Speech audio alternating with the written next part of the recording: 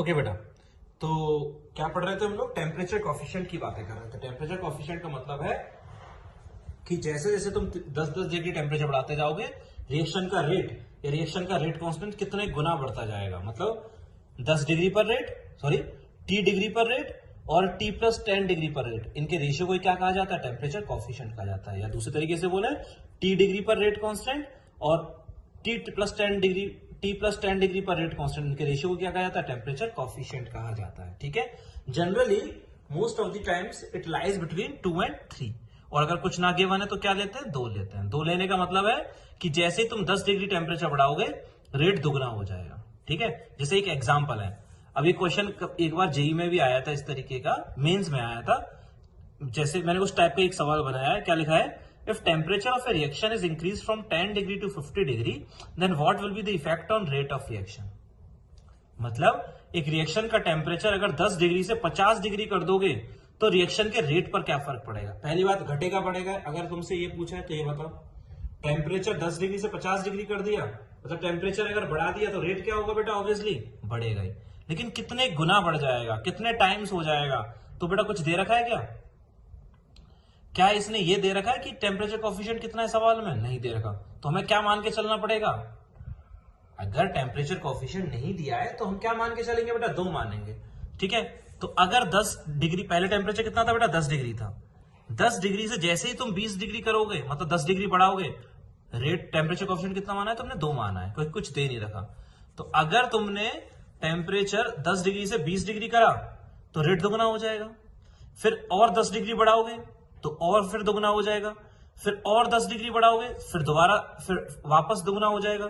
फिर तुम और दुगना कर, फिर और तुम 10 डिग्री बढ़ाओगे तो रेट दोबारा दुगना हो जाएगा। तो यहाँ 2 टाइम्स हुआ, फिर और 2 टाइम्स, फिर 2 टाइम्स, फिर 2 टाइम्स। तो कितने टाइम्स हो गया? 2 इंटू 2 इंटू 2 इंटू 2, कितने टाइम्स हो जाएगा बेटा? रेट 16 टाइम्स हो जाएगा। रेट कितने गुना हो जाएगा? 16 गुना हो जाएगा, ध्यान रखना। तो 10 डिग्री से 50 डिग्री पर जैसे जैसे तुम 10 डिग्री से 50 डिग्री करोगे टेम्परेचर, रेट कितने टाइम्स हो जाएगा बेटा? 16 टाइम्स हो जाएगा। क्यों? 10 डिग्री से 20 डिग्री करने पर दुगना, 20 से 30 करोगे फिर डबल, 30 से 40 करोगे फिर डबल, 40 से 50 करोगे फिर डबल हो जाएगा। याद रख लोगे बेटा? जैसे जैसे टेम्परेचर क्या करते जाओगे, जैसे जैसे टेम्परेचर तुम बढ़ाते जाओगे, जैसे जैसे टेम्परेचर 10 डिग्री बढ़ाते जाओगे, रेट डबल होती जाएगी। क्यों होती जाएगी? क्योंकि मेरे को मानना है अगर कुछ ना गिवन हो तो टेम्परेचर कॉफिशिएंट कितना होता है? 2 होता है। ध्यान रखना। एक और पॉइंट लिखाया है मैंने नीचे, एक और पॉइंट है, इसको मैं अभी सिर्फ याद करा रहा हूं, इसका एक्सप्लेनेशन थोड़ी देर बाद अपने आप मिल जाएगा। क्या है? On increasing temperature, temperature coefficient decreases. बहुत जरूरी बात है। जैसे तुमने 10 डिग्री से 20 डिग्री करा तो भी रेट डबल कर दिया, मतलब टेम्परेचर कॉफिशिएंट 2 ले लिया। 20 डिग्री से 30 डिग्री करा तो भी रेट डबल कर दिया, इसका मतलब टेम्परेचर कॉफिशिएंट 2 ले लिया। 30 डिग्री से 40 डिग्री करा तब भी तुमने टेम्परेचर कॉफिशिएंट 2 ले लिया, रेट डबल कर दिया। 40 से 50 डिग्री करा तो भी रेट डबल कर दिया, मतलब टेम्परेचर कॉफिशिएंट 2 ले लिया। लेकिन बेटा एक्चुअल में अगर बात करें, ऐसा होता नहीं है। अगर होता नहीं है तो क्यों यहां पर लिया? क्योंकि इसके अलावा हमारे पास कोई चारा भी नहीं था। अगर मेरे को कोई सवाल दिया गया है और टेम्परेचर कॉफिशिएंट की जरूरत पड़ रही है और कुछ नहीं गिवन है, तो मैंने क्या बोला था? अगर कुछ नहीं गिवन है तो 2 ले लो। ठीक है, लेकिन ऐसा होता नहीं है। एक्चुअल में बात की जाए तो मान लिया अगर 10 डिग्री से 20 डिग्री जब टेम्परेचर बढ़ाया तुमने तो रेट डबल हो गया, मतलब टेम्परेचर कॉफिशिएंट 2 हो गया। लेकिन जैसे ही तुम 20 डिग्री से 30 डिग्री करोगे तो अब रेट डबल नहीं होगा, दुगने से कम होगा। मान लिया हुआ 1.8 टाइम्स, मतलब टेम्परेचर कॉफिशिएंट अब कितना आएगा? सिर्फ 1.8 आएगा, मान लिया कम आएगा। 30 डिग्री से 40 डिग्री करोगे तो टेम्परेचर कॉफिशिएंट अब 1.8 से भी कम आएगा। ठीक है, मान लिया 1.7 आ गया। 40 डिग्री से 50 डिग्री करोगे तो 1.7 से भी कम आएगा, मान लिया 1.5 आ गया। इसका मतलब क्या हुआ कि जैसे जैसे टेम्परेचर तुम बढ़ाते जाते हो, टेम्परेचर कॉफिशिएंट क्या होता जाता है? घटता चला जाता है। ठीक है, मतलब यहां डबल है तो यहां डबल से कम, यहां पर और कम, यहां पर और कम। मतलब जैसे जैसे टेम्परेचर बढ़ता जाएगा, टेम्परेचर कॉफिशिएंट घटता चला जाएगा। क्यों? इसका एक मैथमेटिकल एक्सप्रेशन अभी कुछ देर में आ जाएगा। जैसे जैसे टेम्परेचर बढ़ेगा, टेम्परेचर कॉफिशिएंट घटता चला जाएगा। इसका मैथमेटिकल एक्सप्रेशन मैं कराऊंगा, जहां से ये वापस क्लियर हो जाएगा। ये पॉइंट मैं वापस भी लिखाने वाला हूं। लेकिन यहां क्या बात करी है मैंने? ये जो सवाल दिया था तुमको, इसमें तुम्हारे पास कोई ऑप्शन था क्या? कोई चॉइस थी तुम्हारे पास कि भाई तुम क्या लोगे टेम्परेचर कोएफिशिएंट? नहीं, जिसने सवाल बना दिया था 10 से 50 डिग्री करा और 4 ऑप्शन लिखे थे उसमें, 2 टाइम्स, 4 टाइम्स, 8 टाइम्स और 16 टाइम्स। तो तुम्हें क्या करना पड़ेगा, तुम्हें बिल्कुल मान के चलना पड़ेगा कि हर 10 डिग्री टेम्परेचर बढ़ाने पर रेट डबल हो जाती है। इसका मतलब तुम्हें मान के चलना पड़ेगा टेम्परेचर कोएफिशिएंट कितना होता है, 2 होता है, ठीक है। लेकिन हमें ये भी याद रखना होगा, सवाल आया तो करना ही पे 16 को नहीं करना पड़ेगा, लेकिन हमें ये भी याद रखना पड़ेगा, तुमसे मांग गया एक क्वेश्चन आ गया, सिलेक्ट द करेक्ट स्टेटमेंट, और उसमें लिख दिया कि temperature coefficient remains same as we increase the temperature, मतलब टेम्परेचर बढ़ाते जाते हैं तो टेम्परेचर कोएफिशिएंट सेम रहता है। तो ये स्टेटमेंट गलत, सही है गलत है? बिल्कुल गलत है। टेम्परेचर बढ़ाने पर टेम्परेचर कोएफिशिएंट क्या होता जाता है, घटता चला जाता है। रीजन अभी मैं कुछ देर में देखता हूं, ठीक है, याद रखना इस बात को भी। आगे बढ़ते हैं हम लोग, आगे बढ़ते हैं, हमारा बहुत एक इंपॉर्टेंट टॉपिक और आ गया है, दैट इज आर्हेनियस थ्योरी। अगला टॉपिक है अपना आर्हेनियस थ्योरी, ठीक है। अब ये आर्हेनियस थ्योरी क्या है? आर्हेनियस थ्योरी के मैंने ब्रैकेट में लिखा है relationship between rate constant and temperature. Temperature और रेट कांस्टेंट के बीच में रिलेशन। मैंने क्या लिखाया था बेटा जब चैप्टर स्टार्ट हुआ था, जब रेट लॉ लिखाया था, जो ये रेट कांस्टेंट होता है के, जो ये रेट कांस्टेंट होता है के, जिसे हम लोग के रिप्रेजेंट करते हैं के से, वो किस पे डिपेंड करता है? वो 2 फैक्टर्स पे डिपेंड करता है। किस किस पे लिखाया होगा मैंने, एक टेम्परेचर पर और एक किस पर, कैटलिस्ट पे। वो जो के होता है वो 2 चीजों पे डिपेंड करता है, एक तो करता है टेम्परेचर पर और एक करता है कैटलिस्ट पर। के जो होता है वो डिपेंड करता है एक तो टेम्परेचर पर और एक किस पे डिपेंड करता है, कैटलिस्ट पे डिपेंड करता है।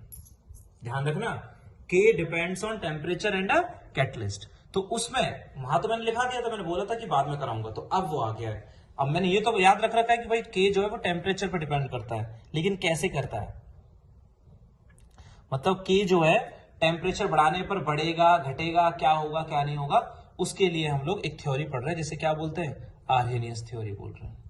ये थ्योरी हमें बताएगी कि टेम्परेचर चेंज करने पर रेट कांस्टेंट किस तरीके से, किस वे में चेंज होता है, ठीक है। तो ये बेटा एक इक्वेशन लिखी है मैंने, ये इक्वेशन का कोई डेरिवेशन हम लोग कराते नहीं है, अपने सिलेबस में भी नहीं है, ठीक है। D L N K upon D T is equal to A upon R T square.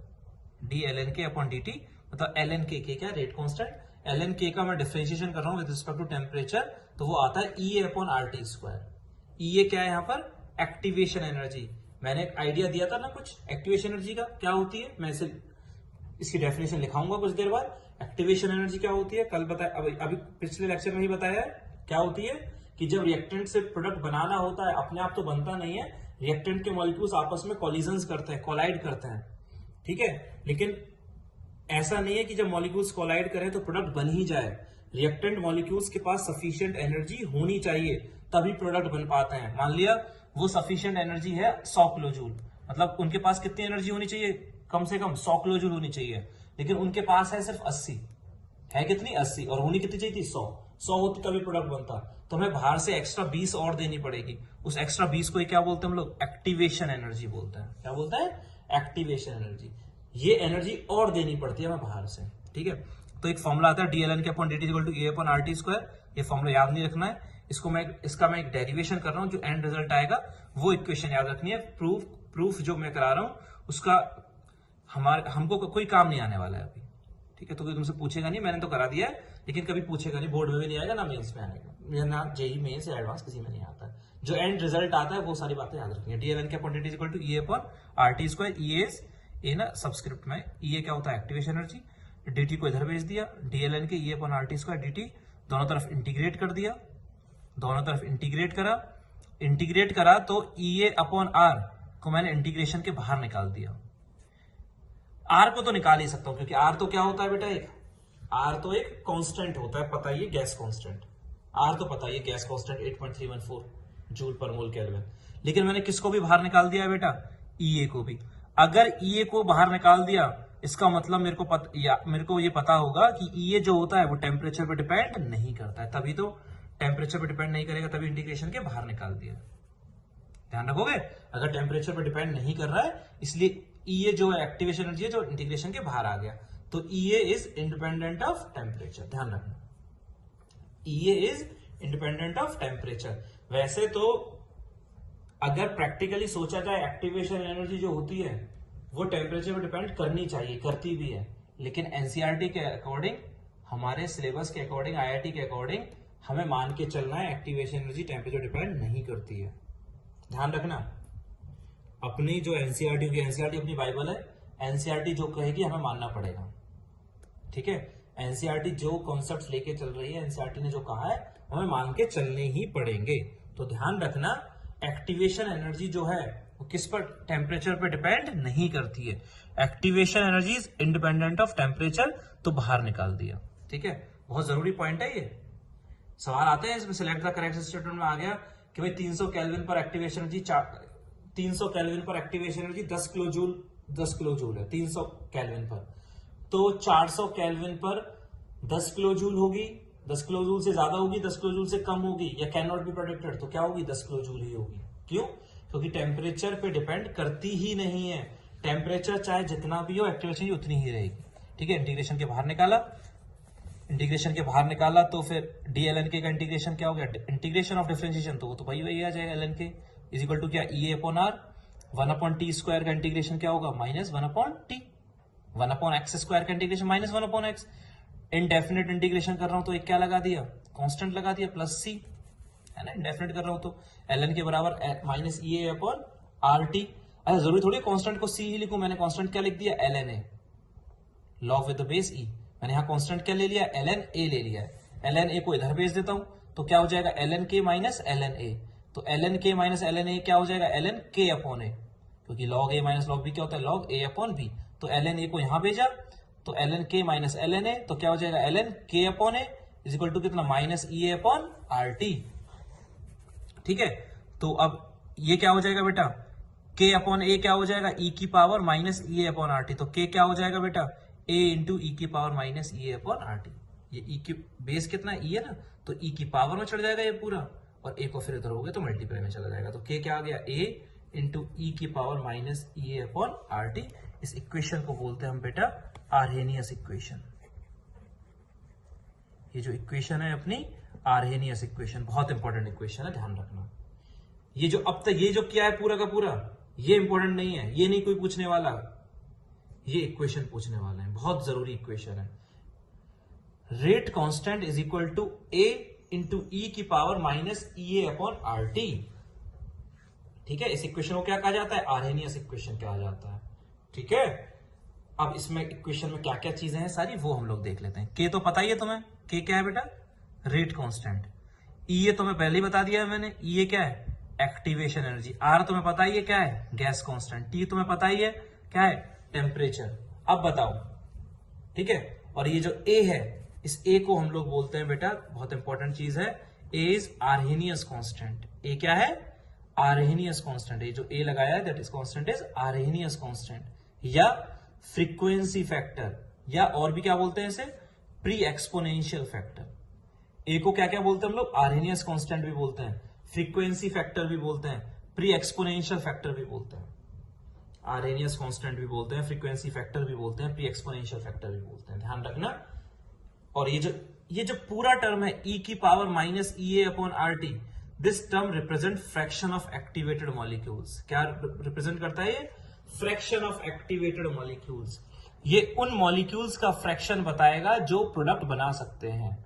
Activated को मतलब मैंने पिछली बार बताया है, लास्ट लेक्चर में बताया था।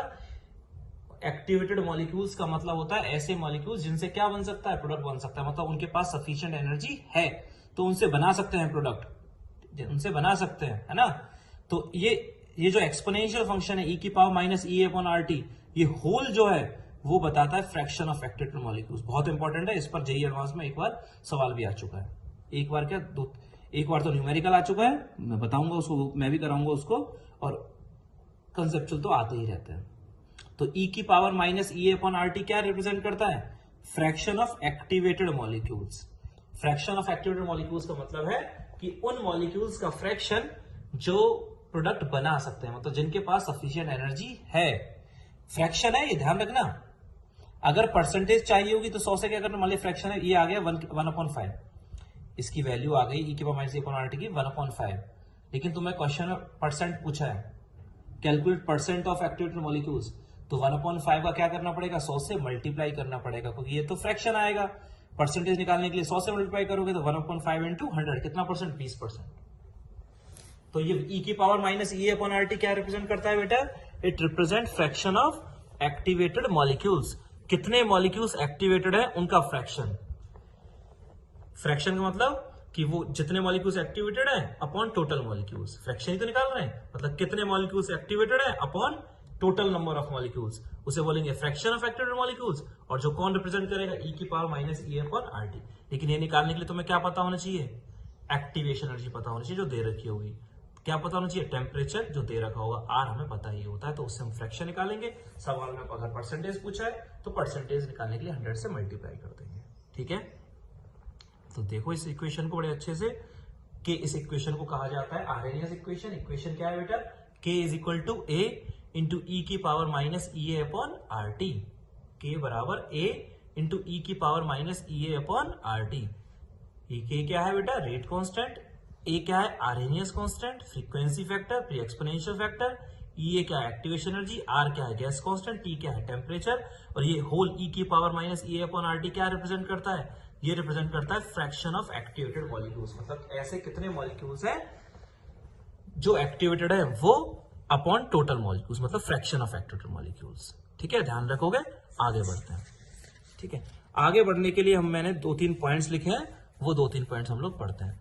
ठीक है, बहुत इंपॉर्टेंट पॉइंट्स हैं, बहुत कॉन्सेप्चुअल बेस्ड क्वेश्चन इन पे आते हैं। डायरेक्टली ये पॉइंट्स जो मैं लिखा रहा हूं, ये डायरेक्टली ये पॉइंट्स लिखे आ जाते हैं, और ये पॉइंट्स अगर डायरेक्टली लिखे आ जाएंगे और पूछेगा सिलेक्ट द करेक्ट स्टेटमेंट। तो पहला स्टेटमेंट, पहला लिखा है मैंने, पहला स्टेटमेंट है, पहला जो नोट लिखा है मैंने, E and A do not depend on temperature.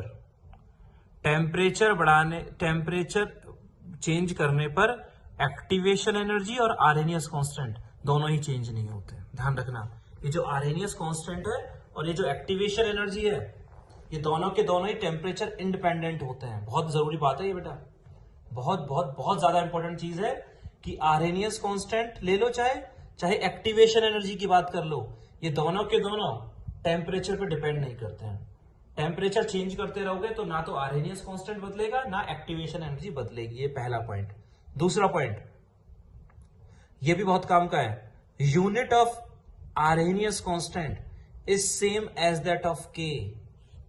क्यों भाई, क्यों भाई, इक्वेशन को देखो, k बराबर a इंटू ई की power minus E A upon R T. ठीक है, दूसरा पॉइंट है कि भाई मतलब जो यूनिट k की होती है, मतलब रेट कांस्टेंट की होती है, वही किसकी होती है, आर्हेनियस कांस्टेंट की होती है। जो यूनिट रेट कांस्टेंट की होती है वही यूनिट आर्हेनियस कांस्टेंट की होती है। क्यों होती है, फॉर्मूला देख लो बेटा, एक्सपोनेंशियल फंक्शन है ये तो, इसकी तो क्या नहीं होगी कुछ, ये तो एक नंबर है, ई की पावर समथिंग, ये तो क्या आएगा, एक नंबर आएगा, 1/3, 1/4, 1/5, मतलब कुछ भी आएगा, 0.3, 0.4, 0.5, 0.15, कुछ भी हो। ऑब्वियसली 1 से तो कम ही आएगा, ऑब्वियसली क्या आएगा, फ्रैक्शन है ना ये तो, ऑब्वियसली 1 से क्या आएगा, कम आएगा। ठीक है, इसकी तो कोई यूनिट होगी नहीं, तो जो के की यूनिट होगी वही किसकी यूनिट होगी बेटा, आर्हेनियस कांस्टेंट की। इस पर भी सवाल आ चुका है, इस पॉइंट पर कैसे आया था, सवाल ने पूछ लिया था, मेंस में आया था, what is the unit of Arrhenius constant for second order reaction. Second order reaction के लिए आर्हेनियस कांस्टेंट की यूनिट क्या होगी, सेकंड ऑर्डर रिएक्शन के लिए आर्हेनियस कांस्टेंट की यूनिट क्या होगी। तो अगर ये पॉइंट अगर जिस बच्चे को नहीं आता था वो कर भी नहीं पाता।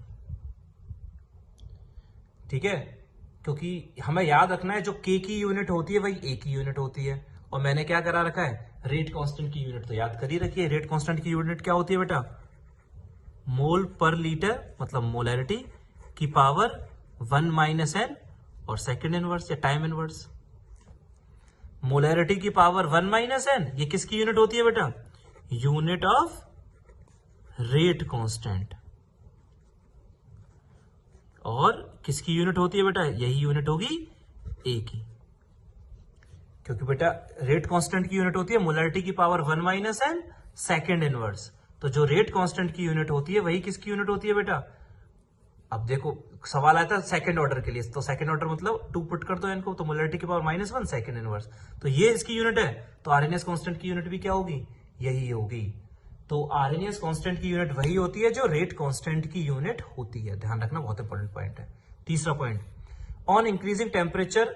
अब ये तो पता लग गया, टेम्परेचर बदलने पर रेट कांस्टेंट बदलेगा, तो इक्वेशन आएगा ये मेरे पास, ठीक है। लेकिन क्या बदलेगा तो मतलब क्या, टेम्परेचर बढ़ाओगे तो घटेगा या बढ़ेगा के? तो टेम्परेचर बढ़ाने पर रेट कांस्टेंट बढ़ता है। टेम्परेचर बढ़ाने पर रेट कांस्टेंट क्या होता है? बढ़ता है। क्यों बढ़ता है? इक्वेशन देख लो बेटा।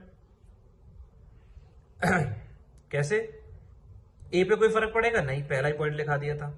एक्टिवेशन एनर्जी पे कोई फर्क पड़ेगा? नहीं। आर पे कोई फर्क पड़ेगा? नहीं। टेम्परेचर पे हाँ। तो टेम्परेचर बढ़ाओगे तो 1/T। टेम्परेचर बढ़ाओगे तो ये वैल्यू क्या हुई बेटा? ये वाली घट गई, लेकिन माइनस साइन लगाओ तो बढ़ गई। अरे भैया टेम्परेचर क्या डिनोमीटर में, तो वैल्यू क्या हो जाएगी? इसकी घट जाएगी, लेकिन आगे क्या लगा हुआ है? माइनस, तो क्या हो जाएगी? वैल्यू बढ़ जाएगी। तो इसकी वैल्यू बढ़ी तो के की वैल्यू भी क्या हो गई बेटा? बढ़ गई। दोबारा समझाऊं, टेम्परेचर बढ़ा, डिनोमीटर में है तो ये वैल्यू क्या हो गई? घट गई, लेकिन माइनस लगा हुआ है तो बढ़ गई। मतलब ई की पावर दिस की वैल्यू भी क्या हो गई? बढ़ गई। इसका मतलब के की वैल्यू भी क्या हो गई? बढ़ गई। मतलब टेम्परेचर बढ़ाने पर रेट कांस्टेंट क्या होता जाता है बेटा? बढ़ता चला जाता है। तो रेट कांस्टेंट बढ़ता है टेम्परेचर बढ़ाने पर। ध्यान रखना हमेशा, इक्विलिब्रियम कांस्टेंट में ऐसा नहीं था। इक्विलिब्रियम कांस्टेंट जो मैंने पढ़ाया होगा, तो इक्विलिब्रियम कांस्टेंट टेम्परेचर बढ़ाने पर एंडोथर्मिक रिएक्शन के लिए तो बढ़ता है, लेकिन एक्सोथर्मिक रिएक्शन के लिए इक्विलिब्रियम कांस्टेंट घटता है। Equilibrium constant. लेकिन रेट कांस्टेंट की बात करें तो रेट कांस्टेंट टेम्परेचर बढ़ाने पर बढ़ता ही है, चाहे रिएक्शन एंडोथर्मिक हो चाहे रिएक्शन एक्सोथर्मिक हो। बहुत बहुत बहुत ज्यादा इंपॉर्टेंट बात बता रहा हूं मैं, टेम्परेचर बढ़ाने पर, क्योंकि बेटा बच्चे गलतियां करते हैं इस बात में। तो टेम्परेचर बढ़ाने पर रेट कांस्टेंट बढ़ता ही है, ध्यान रखना, चाहे रिएक्शन एंडोथर्मिक हो चाहे एक्सोथर्मिक हो। Temperature on increasing temperature rate constant increases, ठीक है। और अगर रेट कांस्टेंट बढ़ेगा तो रेट भी क्या होगी बेटा? बढ़ेगी बढ़ेगी, क्योंकि रेट इज इक्वल टू क्या होता है? मैंने लिखाया ही था, रेट जो रेट होगा, हाँ मैं यहां लिख देता हूं, रेट इज इक्वल टू के इंटू कॉन्सेंट्रेशन ऑफ रिएक्टेंट की पावर n। तो टेम्परेचर बढ़ाओगे तो के क्या होगा? बढ़ेगा। के बढ़ेगा तो रेट भी क्या होगा? बढ़ेगा। वो मैं पहले ही करा चुका हूं, मैं इसके दो रीजन भी बता चुका हूं। तो टेम्परेचर बढ़ाने पर रेट कांस्टेंट भी बढ़ता है और रेट भी बढ़ता है। ध्यान रखना, टेम्परेचर बढ़ाने पर रेट कांस्टेंट भी बढ़ता है और रेट कांस्टेंट भी बढ़ता है। आगे कुछ और बातें हैं हम लोग नेक्स्ट लेक्चर्स में करेंगे। Thank you.